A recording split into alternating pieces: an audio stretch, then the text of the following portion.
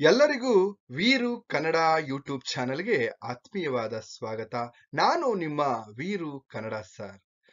ನೋಡಿ, ಇನ್ನೂ ಕೂಡ ನನ್ನ ಚಾನೆಲ್ ಅನ್ನ ಸಬ್ಸ್ಕ್ರೈಬ್ ಮಾಡ್ಕೊಂಡಿಲ್ಲ ಅಂತಂದ್ರೆ ಸಬ್ಸ್ಕ್ರೈಬ್ ಮಾಡ್ಕೊಳ್ಳಿ. ಹಾಗೆ ನಿಮ್ ಸ್ನೇಹಿತರಿಗೂ ಕೂಡ ತಿಳಿಸಿ ಅಂತ ಹೇಳ್ತಾ, ನೋಡಿ, ಮುಂದುವರೆದಂತೆ ಇವತ್ತಿನ ತರಗತಿಯಲ್ಲಿ ನಾನು ಚಾಹಾ ರಘುನಾಥ್ ಸರ್ ಅವರು ಬರೆದಿರ್ತಕ್ಕಂತಹ ಸಿನಿಮಾ ಥೆರಪಿ ಅನ್ನುವಂತಹ ಲೇಖನದ ಬಗ್ಗೆ ಚರ್ಚೆಯನ್ನ ಮಾಡ್ತಾ ಇದ್ದೀನಿ. 2ನೇ ಸೆಮಿಸ್ಟರ್ ಬಿಕಾಂ ವಿದ್ಯಾರ್ಥಿಗಳಿಗೆ ಅನುಕೂಲವಾಗಲಿ ಅನ್ನುವಂತಹ ಉದ್ದೇಶದಿಂದ. ನೋಡಿ, ಹಾಗೇನೆ ಇನ್ನು ಇಲ್ಲಿ ಸಿನಿಮಾ ಥೆರಪಿ ಅನ್ನುವಂತಹ ಲೇಖನದ ಭಾಗ 1 ನನ್ನ ಚಾನೆಲ್ ಅಲ್ಲಿ ಆಲ್ರೆಡಿ ಇದೆ, ಅದನ್ನ ನೋಡಿ. ಈಗ ಭಾಗ 2ರ ಪ್ರಶ್ನೆಗಳು ಯಾವ ರೀತಿ ಕೇಳ್ಬೋದು, ಹಾಗೇನೆ ಪ್ರಶ್ನೆಗಳಿಗೆ ಯಾವ ರೀತಿ ಉತ್ತರವನ್ನ ನೀವು ಬರೀಬೇಕು ಅನ್ನೋದ್ರ ವಿಚಾರದ ಬಗ್ಗೆ ಚರ್ಚೆಯನ್ನ ಮಾಡ್ತಾ ಹೋಗೋಣ. ನೋಡಿ, ಮೊದಲಿಗೆ ಈ ರೀತಿ ಪ್ರಶ್ನೆಯನ್ನ ಕೇಳ್ತಾರೆ. ಅಂಗವೈಕಲ್ಯದ ಮೂಲಕ ಸಮಾಜದ ಅಂಕುಡೊಂಕುಗಳನ್ನ ಚಿತ್ರಿಸುವ ಸಿನಿಮಾಗಳು ಅಂತಕ್ಕಂಥದ್ರ ಬಗ್ಗೆ, ಸಿನಿಮಾಗಳು ಅನ್ನುವಂತಹ ಈ ರೀತಿ ಪ್ರಶ್ನೆಗಳನ್ನ ಕೇಳ್ಬೋದು. ಅಥವಾ ಅಂಗವೈಕಲ್ಯಗಳನ್ನ ಇಲ್ಲಿ ಮೂಲಕ ಇಲ್ಲಿ ಸಮಾಜದ ಅಂಕುಡೊಂಕುಗಳನ್ನ ಸಿನಿಮಾಗಳು ಅಂಗವೈಕಲ್ಯತೆಯ ಮೂಲಕ ಯಾವ ರೀತಿ ಪ್ರದರ್ಶನ ಮಾಡಿವೆ ಅಥವಾ ಯಾವ ರೀತಿ ಪರಿಣಾಮವನ್ನ ಬೀರುವಂತೆ ಮಾಡಿವೆ ಸಿನಿಮಾಗಳು ಅನ್ನುವಂತ ಪ್ರಶ್ನೆಯನ್ನ ಕೇಳ್ಬೋದು. ಆಗ ನೋಡಿ, ನಾವು ಕನ್ನಡದ ಅನೇಕ ಸಿನಿಮಾಗಳು ಈ ರೀತಿ ಬಂದಿರತಕ್ಕಂಥದ್ದು. ನೋಡಿ, ಅಂಗವೈಕಲ್ಯದ ಮೂಲಕ ಸಮಾಜದ ಅಂಕುಡೊಂಕುಗಳನ್ನ ಚಿತ್ರಿಸುವಂತಹ ಒಂದು ಪ್ರಯತ್ನವನ್ನ ಸಿನಿಮಾಗಳಲ್ಲಿ ನಡೆದಿರ್ತಕ್ಕಂಥದ್ದು ನಾವು ಗಮನಿಸ್ತಾ ಹೋಗ್ಬೋದು. ನೋಡಿ, ಕನ್ನಡದ ಸಿನಿಮಾದಲ್ಲಿ ಮನಸಾರೆ ಅನ್ನುವಂತಹ ಒಂದು ಸಿನಿಮಾ ಆಗಿರ್ಬೋದು, ಮೈನಾ ಅನ್ನುವಂತಹ ಸಿನಿಮಾಗಳಾಗಿರ್ಬೋದು. ನೋಡಿ, ಯೋಗರಾಜ್ ಭಟ್ರವರು ನಿರ್ದೇಶನದ ಮನಸಾರೆ ಸಿನಿಮಾ ಮಾನಸಿಕ ರೋಗಿಗಳ ಒಂದು ಆಸ್ಪತ್ರೆಯ ಒಳಗೆ ಮತ್ತು ಹೊರಗೆ ಇಲ್ಲಿ ಹುಚ್ಚನ್ನ ವಿಶ್ಲೇಷಿಸುವ ಒಂದು ಸಿನಿಮಾವಾಗಿದೆ. ಮಾನಸಿಕ ರೋಗಿಗಳ ಇಲ್ಲಿ ಆಸ್ಪತ್ರೆಯ ಹೊರಗೆ ಮತ್ತು ಹೊರಗೆ ನಡೀತಕ್ಕಂತಹ ಅವರ ಒಂದು ಮಾನಸಿಕ ಸ್ಥಿತಿಯನ್ನ ಇಲ್ಲಿ ಆ ಸಿನಿಮಾ ಹಿಡಿದಿರ್ತಕ್ಕಂಥ ಕೆಲಸವನ್ನ ಮಾಡಿದೆ. ಹಾಗೇನೆ ಆಸ್ಪತ್ರೆಯಿಂದ ಹೊರಗೆ ಬಂದಂತಹ ಅಲ್ಲಿ ಆ ಐಂದ್ರಿತ ರೈ ಇರ್ಬೋದು, ಹಾಗೇನೆ ದಿಗಂತ್ ಅನ್ನುವಂತಹ ಈ ನಾಯಕ, ಇವರು ನಟನೆ ಮಾಡಿರ್ತಕ್ಕಂತಹ ಒಂದು ಚಿತ್ರ ನೀವು ಗಮನಿಸಬಹುದು ಮನಸಾರೆ ಅಂತಕ್ಕಂಥ ಸಿನಿಮಾದಲ್ಲಿ.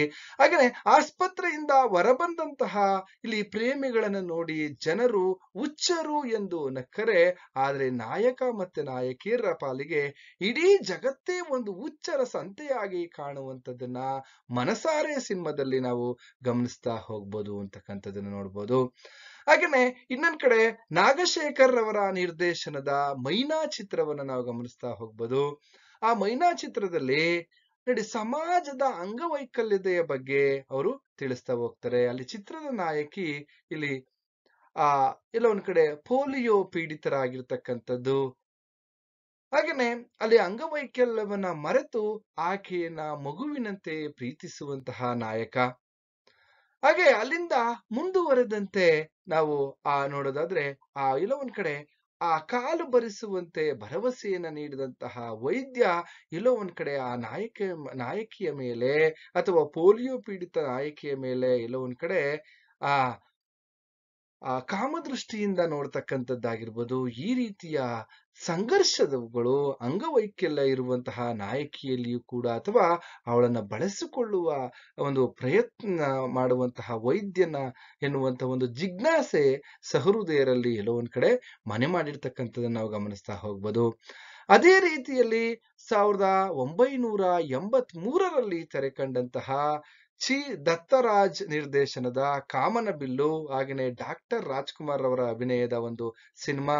ಅಲ್ಲಿ ಡಾಕ್ಟರ್ ರಾಜ್ಕುಮಾರ್ ಅವರು ಇಲ್ಲಿ ಯೋಗಾಸನಗಳ ಕಸರತ್ತು ಒಳಗೊಂಡಂತಹ ಒಂದು ದೃಶ್ಯಗಳನ್ನ, ಅಭಿಮಾನಿಯ ಗಮನಗಳನ್ನ ಸೆಳೆದಿರ್ತಕ್ಕಂಥದ್ದನ್ನ ನಾವು ನೋಡ್ಬೋದು. ಹಾಗೇನೆ ಇನ್ನೊಂದ್ ಕಡೆ ಸೂರ್ಯನಾರಾಯಣ ಎನ್ನುವಂತಹ ಬ್ರಾಹ್ಮಣ ತರುಣ ತನ್ನ ಕುಟುಂಬದ ಬಡತನ ನಿವಾರಣೆಗಾಗಿ ನೇಗಿಲನ್ನ ಹಿಡಿತಕ್ಕಂಥದ್ದು.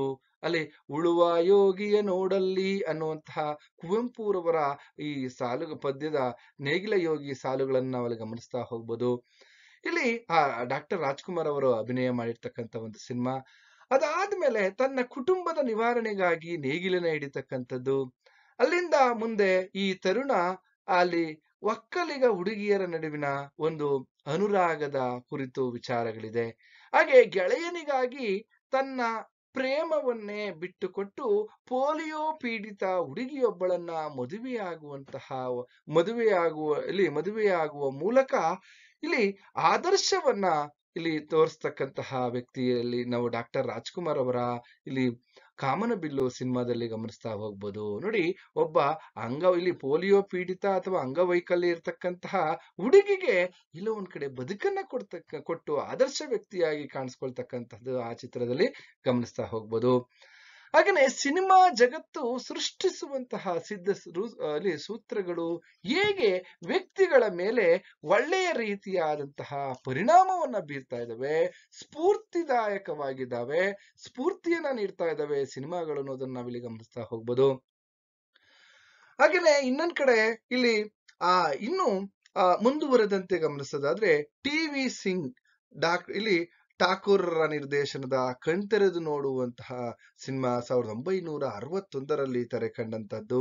ಅಲ್ಲಿ ಕಲ್ಲು ಸಕ್ಕರೆ ಕೊಳ್ಳಿರುವಂತಕ್ಕಂಥ ಪುರಂದರದಾಸರ ಕೀರ್ತನೆಯನ್ನ ಬಳಸ್ಕೊಂಡಿರ್ತಕ್ಕಂಥದ್ದು, ಬಂಗಾರದೊಡವೆ ಬೇಕೆ ಎನ್ನುವಂತಹ ಕನ್ನಡದ ಈ ಅಮರ ಗೀತೆಗಳು, ಈಗ ಅನೇಕ ಸಿನಿಮಾಗಳಲ್ಲಿ ಈ ರೀತಿಯಾದಂತಹ ಅಂಗವೈಕಲ್ಯತೆಯ ವಿಚಾರಗಳನ್ನ ನಾವು ಗಮನಿಸ್ತಾ ಹೋಗ್ಬೋದು.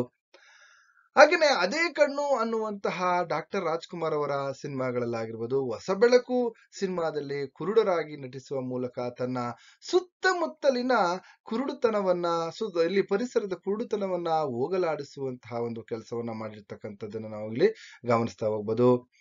ಹಾಗೇನೆ ಮುಂದುವರೆದಂತೆ ಇಲ್ಲಿ ನಾವು ಗಮನಿಸೋದಾದ್ರೆ ಇಲ್ಲಿ ಸಿನಿಮಾಗಳಲ್ಲಿ ಹೆಣ್ಣು ಮಕ್ಕಳ ಮಾನಸಿಕ ತುಮುಲದ ಬಗ್ಗೆ ಚಿತ್ರಿಸಿರ್ತಕ್ಕಂತಹ ಒಂದು ಚಿತ್ರಣವನ್ನ ನಾವು ಗಮನಿಸ್ತಾ ಹೋಗ್ಬೋದು. ನೋಡಿ, ಸಿನಿಮಾಗಳಲ್ಲಿ ಹೆಣ್ಣು ಮಕ್ಕಳ ಮಾನಸಿಕ ತುಮುಲ ಹೇಗೆ ಚಿತ್ರಣಗೊಂಡಿದೆ ಅಂತ ನಿಮಗೆ ಪ್ರಶ್ನೆಯನ್ನ ಕೇಳ್ತಾರೆ. ಆಗ ನೀವು ಯಾವ ಚಿತ್ರದಲ್ಲಿ ಈ ರೀತಿ ನಾವು ಗಮನಿಸ್ತಾ ಹೋಗ್ಬೋದು ಅಂತ ನೋಡೋದಾದ್ರೆ, ನೋಡಿ ಇಲ್ಲಿ ಪುಟ್ಟಣ್ಣ ಕಣಗಾಲ್ ಅವರು ನಿರ್ದೇಶನ ಮಾಡಿರ್ತಕ್ಕಂತಹ ಬೆಳ್ಳಿ ಮೋಡಗಳಾಗಿರ್ಬೋದು, ಹಾಗೇನೆ ಇನ್ನೊಂದ್ ಕಡೆ ಶರಪಂಜರ ಆಗಿರ್ಬೋದು, ಹಾಗೆ ಎಡಕಲ್ಲು ಗುಡ್ಡದ ಮೇಲೆ, ಗೆಜ್ಜೆ ಪೂಜೆ, ಹೀಗೆ ಅನೇಕ ಇಲ್ಲಿ ಮಾನಸ ಸರೋವರ ಆಗಿರ್ಬೋದು, ಈ ತರದ ಸಿನಿಮಾಗಳಲ್ಲಿ ಹೆಣ್ಣು ಮಕ್ಕಳ ಒಂದು ತುಮುಲವನ್ನ ಇಲ್ಲಿ ಚಿತ್ರಣಗೊಂಡಿರ್ತಕ್ಕಂಥದ್ದು ನಾವಿಲ್ಲಿ ಗಮನಿಸ್ತಾ ಹೋಗ್ಬೋದು. ನೋಡಿ, ಈ ನಿಟ್ಟಿನಲ್ಲಿ ಪುಟ್ಟಣ್ಣ ಕಣಗಾಲ್ ಅವರ ಸಿನಿಮಾ ಬೆಳ್ಳಿ ಮೋಡದ ಇಲ್ಲಿ ನಿಯೋಜಿತವಾಗಿರ್ತಕ್ಕಂತಹ ಇಲ್ಲಿ ವರನಿಂದ ಅಂದ್ರೆ ಮದುವೆ ಆಗುವಂತಹ ವ್ಯಕ್ತಿಯಿಂದ ವರನಿಂದ ನಿರಾಕರಣೆಗೊಳಗಾಗಿ ಇಲ್ಲಿ ಕನಸುಗಳು ಛಿದ್ರಗೊಳ್ಳುವಂತಹ ಹೆಣ್ಣಿನ ಕಥಾವಸ್ತು ಇರ್ತಕ್ಕಂಥದ್ದು ಬೆಳ್ಳಿ ಮೋಡ. ಹಾಗೆ ಶರಪಂಜರ ಕಲ್ಪನಾ ಅವರು ಇಲ್ಲಿ ಅಭಿನಯ ತುಂಬಾ ಅದ್ಭುತವಾಗಿ ಮಾಡಿರ್ತಕ್ಕಂಥದ್ದು. ಆ ಶರಪಂಜರದಲ್ಲಿ ಗಂಡನಿಂದ ಅಸಡ್ಡೆಗೆ ಒಳಗಾಗಿ ಮಾನಸಿಕವಾಗಿ ಜರ್ಜರಿತಗೊಳ್ಳುವಂತಹ ಹೆಣ್ಣು ಮಕ್ಕಳ ಇಲ್ಲಿ ಬದುಕು. ಹಾಗೇನೆ ಎಡಕಲ್ಲು ಗುಡ್ಡದ ಮೇಲೆ ಚಿತ್ರಕಥೆಯಲ್ಲಿ ನಾವು ನೋಡೋದಾದ್ರೆ ಸೇನೆಯಲ್ಲಿ ಕಾಲು ಕಳೆದುಕೊಂಡು ಒಂದು ಅಧಿಕಾರಿಯೊಬ್ಬರಿದ್ದಾನೆ. ಆತನ ತುಂಬು ಯೌವನದ ಹೆಂಡತಿ ಯುವಕನೊಬ್ಬನಲ್ಲಿ ಅನುರಕ್ತಳಾಗ್ತಕ್ಕಂಥದ್ದು. ಆಗ ಆಕೆಯ ತಂಗಿ, ಹುಡುಗಿಯ ತಂಗಿ ಎಲ್ಲ ಒಂದ್ ಕಡೆ ಪ್ರತಿರೋಧವನ್ನ ವ್ಯಕ್ತಪಡಿಸ್ತಕ್ಕಂಥದ್ದು ನಾವಿಲ್ಲಿ ಗಮನಿಸ್ತಾ ಹೋಗ್ಬೋದು. ಹಾಗೇನೆ ಹೆಣ್ಣಿನ ಅಸಹಾಯಕತೆ, ಇನ್ನೊಂದ್ ಕಡೆ ಹೆಣ್ಣಿನ ಸಂಯಮ, ಇವೆರಡೂ ಕೂಡ ಒಂದು ಎಡಕಲ್ಲು ಗುಡ್ಡದ ಮೇಲೆ ಸಿನಿಮಾದಲ್ಲಿ ನಾವು ಗಮನಿಸ್ತಾ ಹೋಗ್ಬೋದು. ಹಾಗಾದ್ಮೇಲೆ ಗೆಜ್ಜೆ ಪೂಜೆ ಅನ್ನುವಂತಹ ಒಂದು ಸಿನಿಮಾ, ಅಲ್ಲಿ ಅಮ್ಮನಂತೆ ನಾನು ಕೂಡ ಎಲ್ಲೋ ಒಂದ್ ಕಡೆ ಬಸವಿಯಾಗಬಾರದು ಅಂತ ಹೇಳಿ ಮಗಳು ಗೌರವ ಪೂರ್ವಕವಾಗಿ ಬದುಕೋದಕ್ಕೆ ಮುನ್ನುಗ್ತಕ್ಕಂಥದ್ದು, ಅಥವಾ ಅವಳ ಕನಸನ್ನ ಹೊಸಕು ಹಾಕುವ ಸಮಾಜದ ಕ್ರೌರ್ಯ ಗೆಜ್ಜೆ ಪೂಜೆ ಸಿನಿಮಾದಲ್ಲಿ ತೋರಿಸ್ಕೊಟ್ಟಿರ್ತಕ್ಕಂಥ ವಿಚಾರವನ್ನ ನಾವು ಗಮನಿಸ್ತಾ ಹೋಗ್ಬೋದು. ಹಾಗೇನೆ ಎಲ್ಲಾ ಸಿನಿಮಾಗಳಲ್ಲಿ ಇಲ್ಲಿ ಸ್ತ್ರೀ ಪಾತ್ರಗಳು ಆ ಕಾಲದ ಸಮಾಜದೊಳಗಿನ ಹೆಣ್ಣು ಮಕ್ಕಳ ಪ್ರತಿಫಲನಗಳಂತೆ ಇರುವ ಒಂದು ವಿಶೇಷವನ್ನ ನಾವು ಕಾಣ್ತಾ ಹೋಗ್ಬೋದು. ಆಗಿನ ಕಾಲಘಟ್ಟದಲ್ಲಿ ಸಮಾಜ ಯಾವ ರೀತಿ ಇತ್ತು ಅನ್ನೋದ್ರ ಬಗ್ಗೆ ಆ ಸಿನಿಮಾಗಳು ತಿಳಿಸ್ಕೊಡ್ತಾ ಇದ್ವು ಅಂತಕ್ಕಂಥ ನಾವು ಗಮನಿಸ್ತಾ ಹೋಗ್ಬೋದು. ಅದೇ ರೀತಿ ಮುಂದುವರೆದಂತೆ ನಾವು ನೋಡೋದಾದ್ರೆ ಇಲ್ಲಿ ಒಂದು ಕಡೆ ನಾವು ಪುಟ್ಟಣ್ಣ ಅವರ ಮಾನಸ ಸರೋವರ ಅಂತಕ್ಕಂತಹ ಇಲ್ಲಿ ಒಂದು ಚಿತ್ರವನ್ನ ನೋಡೋದಾದ್ರೆ, ಅವರ ಒಂದು ಕಾದಂಬರಿ ಆಧಾರಿತವಾಗಿರ್ತಕ್ಕಂತಹ ಒಂದು ಸಿನಿಮಾ. ಅಲ್ಲಿ ಶರಪಂಜರಗಿಂತಲೂ ಕೂಡ ಬೆಳ್ಳಿ ಮೋಡಕ್ಕಿಂತಲೂ ಕೂಡ ವಿಭಿನ್ನವಾಗಿರ್ತಕ್ಕಂಥದ್ದು. ಹೇಗೆ ಅಂದ್ರೆ ಈ ಮಾನಸ ಸರೋವರದಲ್ಲಿ ಶ್ರೀನಾಥ್ ರವರು ಅಭಿನಯ ಮಾಡಿರ್ತಕ್ಕಂಥದ್ದನ್ನ ನಾವು ಗಮನಿಸ್ತಾ ಹೋಗ್ಬೋದು. ಅಲ್ಲಿ ವಾಸಂತಿ ಅನ್ನುವಂತಹ ನಾಯಕಿ ಕೂಡ ಇದ್ದಾರೆ. ಹಾಗೇನೆ ನೋಡಿ, ಮಾನಸಿಕ ರೋಗಿಗೆ ಚಿಕಿತ್ಸೆ ನೀಡುವ ವೈದ್ಯನೊಬ್ಬ ಅವಳಲ್ಲಿ ಅನುರಕ್ತನಾಗ್ತಕ್ಕಂಥದ್ದು, ಅವಳನ್ನ ಎಲ್ಲೋ ಒಂದ್ ಕಡೆ ಪ್ರೀತಿಸ್ತಕ್ಕಂಥದ್ದು. ಮಾನಸಿಕ ರೋಗಿಗೆ ಚಿಕಿತ್ಸೆಯನ್ನ ನೀಡ್ತಾ ಇರ್ತಾನೆ. ಆಗ ಆ ವೈದ್ಯ ಅನುರಕ್ತನಾಗ್ತಕ್ಕಂಥದ್ದು, ಪ್ರೀತಿಸ್ತಕ್ಕಂಥದ್ದು, ಹಾಗೂ ಅವಳಿಂದ ನಿರಾಕರಣೆಗೆ ಒಳಗಾಗಿ ತಾನೇ ಎಲ್ಲೋ ಒಂದ್ ಕಡೆ ಚಿತ್ತ ಚಾಂಚಲ್ಯಕ್ಕೆ ಇಲ್ಲಿ ಎಲ್ಲೋ ಒಂದ್ ಕಡೆ ಒಳಗಾಗ್ತಕ್ಕಂಥದ್ದು ಈ ಮಾನಸ ಸರೋವರ ಚಿತ್ರಕಥೆಯಲ್ಲಿ ಇರ್ತಕ್ಕಂಥ ನಾವು ಗಮನಿಸ್ತಾ ಹೋಗ್ಬೋದು. ಅದರಲ್ಲಿ ತುಂಬಾ ಪ್ರಸಿದ್ಧವಾಗಿರ್ತಕ್ಕಂಥ ಒಂದು ಗೀತೆಯನ್ನು ನೀವು ಗಮನಿಸ್ತಾ ಹೋಗ್ಬೋದು. ನೀನೇ ಸಾಕಿದಾಗಿಲಿ ಅನ್ನುವಂತಹ ಒಂದು ಗೀತೆ. ಹಾಗೇನೆ ಇನ್ನೊಂದ್ ಕಡೆ ನಾವಿಲ್ಲಿ ತ್ರಿವೇಣಿಯವರ ಕಾದಂಬರಿಗಳಿಗೂ ಹಾಗೇನೆ ಪುಟ್ಟಣ್ಣ ಅವರ ಇಲ್ಲಿ ಸಿನಿಮಾಗಳಿಗೂ ಪ್ರೇಕ್ಷಕರಾಗಿ ಮನೋರಂಜನೆಯ ಚಿತ್ರಗಳಾಗಿದ್ದರೆ ಅಷ್ಟೇ ಅಲ್ಲದೆ ಈ ಸಿನಿಮಾಗಳ ಕಥೆಯೊಂದಿಗೆ ಹಲವಾರು ಇಲ್ಲಿ ತಮ್ಮ ಬದುಕನ್ನ ಹೋಲಿಸಿಕೊಂಡಿದ್ದರಿಂದಲೇ ಚಿತ್ರವು ಸಹೃದಯರಿಗೆ ಹೆಚ್ಚು ಆಪ್ತವೆನಿಸಿದ್ದವು ಅಂತಕ್ಕಂಥ. ನೋಡಿ, ಈ ಚಿತ್ರಗಳು ಸಾಮಾನ್ಯ ಆ ವ್ಯಕ್ತಿಗಳಲ್ಲಿಯೂ ಕೂಡ ಇದು ನಂದೇ ಕಥೆ ಏನೋ ಅನ್ನೋ ರೀತಿಯಲ್ಲಿ ಅವು ಆ ವ್ಯಕ್ತಿಯನ್ನ ಆವರಿಸ್ಕೊಂಡಿತ್ತು, ಆ ವ್ಯಕ್ತಿಗಳ ಮೇಲೆ ಪರಿಣಾಮವನ್ನ ಬೀರಿತ್ತು. ನಾನೇ ಆ ಕಥೆಯ ನಾಯಕ ಅನ್ನೋ ರೀತಿಯಲ್ಲಿ ಆ ಸಹೃದಯರು ಸಿನಿಮಾವನ್ನ ಆ ರೀತಿ ಅಪ್ಕೊಂಡಿದ್ರು ಅಂತಕ್ಕಂಥದ್ದು. ಆಗಿನ ಕಾಲದ ಈ ನಾಯಕಿಯರಲ್ಲಿ ನಾವು ನೋಡೋದಾದ್ರೆ ಕಲ್ಪನಾ, ಆರತಿ, ಜಯಂತಿ, ತಾರ, ಹೀಗೆ ಈ ತಾರೆಯರು ಎಲ್ಲೋ ಒಂದ್ ಕಡೆ ರೂಪುಗೊಳ್ಳೋದಕ್ಕೆ ದೊಡ್ಡ ಮಹಿಳಾ ಪ್ರೇಕ್ಷಕ ವರ್ಗ ಈ ಕನ್ನಡ ಚಿತ್ರರಂಗಗಳಲ್ಲಿ ದೊರೆಯಲಿಕ್ಕೂ ಸಿನಿಮಾಗಳು ಕಾರಣವಾದವು ಅಂತಕ್ಕಂಥದ್ದು. ಯಾಕೆಂದ್ರೆ ಆಗಿನ ಕಾಲದ ನಾಯಕ ನಟಿಯರು ಅಷ್ಟೇ ಅದ್ಭುತವಾಗಿ ತಮ್ಮ ಪಾತ್ರವನ್ನು ಅಭಿನಯಿಸ್ತಾ ಇದ್ರು. ಅವು ಎಲ್ಲೋ ಒಂದ್ ಕಡೆ ಸಾಮಾಜಿಕ ಅಥವಾ ಈ ಸಮಾಜದ ಹೆಣ್ಣು ಮಕ್ಕಳ ಮೇಲೆ ಪರಿಣಾಮ ಬೀರ್ತಾ ಇದೋ, ಅಲ್ಲಿ ಎಲ್ಲೋ ಒಂದ್ ಕಡೆ ನಮ್ಮ ಕುಟುಂಬದ ಒಂದು ಕತೆ ಇದು ಅನ್ನುವಂತ ರೀತಿಯಲ್ಲಿ ಸಿನಿಮಾಗಳನ್ನ ನೋಡುವಂತಹ ಒಂದು ವ್ಯವಧಾನ ಆಗಿನ ಕಾಲಘಟ್ಟದಲ್ಲಿ ಇತ್ತು ಅಂತಕ್ಕಂಥದ್ದನ್ನ ನಾವಿಲ್ಲಿ ಗಮನಿಸ್ತಾ ಹೋಗ್ಬೋದು. ಇದಿಷ್ಟು ಸಿನಿಮಾ ಥೆರಪಿ ಅನ್ನುವಂತಹ ಲೇಖನದ ಭಾಗ 2 ವಿಚಾರ. ಇನ್ನೊಂದು ಭಾಗ 3 ಇದೆ. ಅದರ ಪ್ರಶ್ನೆಗಳೆಲ್ಲವೂ ಕೂಡ ನಾನು ಮುಂದಿನ ತರಗತಿಯಲ್ಲಿ ತಿಳಿಸ್ತೀನಿ ಅಂತ ಹೇಳ್ತಾ ಇಲ್ಲಿಗೆ ಈ ತರಗತಿಯನ್ನ ಮುಗಿಸ್ತಾ ಇದ್ದೀನಿ. ನಿಮ್ಗೆಲ್ರಿಗೂ ಕೂಡ ಶುಭವಾಗಲಿ.